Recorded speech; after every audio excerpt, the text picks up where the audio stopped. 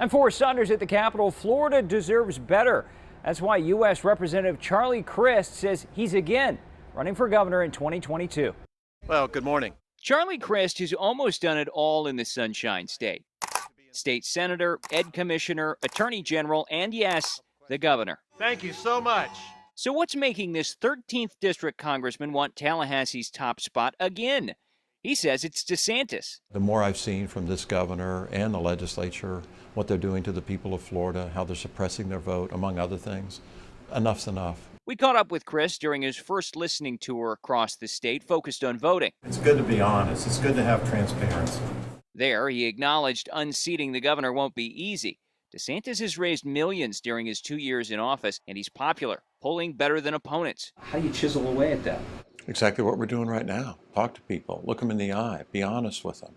You know, don't just go on Fox News as the governor does. Crist lost his last two statewide races, one for governor and one for Senate. But the former Republican, now Democrat, sees a path forward in Florida's growing population. Meanwhile, his opponents label him over the hill and an opportunist. You know, I suppose he's making an announcement today. DeSantis has launched salvos from day one. Which party is he going to run under? Do we know for sure? How do you get somebody who's on the fence? How do you get them to trust you? Just tell them what you believe and what's in your heart. We need to have a state where people respect one another.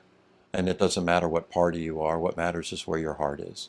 But party will likely matter to Democrats. After a bruising 2020, they'll need to unite behind Crist if he wants a serious shot at DeSantis. That means beating Ag Commissioner Nikki Fried, currently the only other high-profile challenger.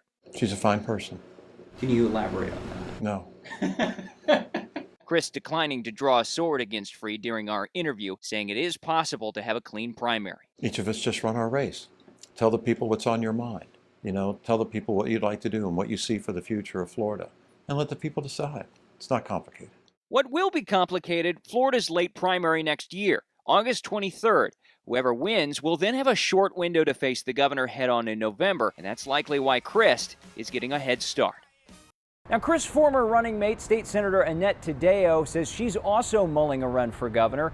Pundits think that she might be able to capture the Hispanic vote in the state. She is yet to officially announce any intention. That's the latest out here at the Capitol. I'm Forrest Saunders reporting.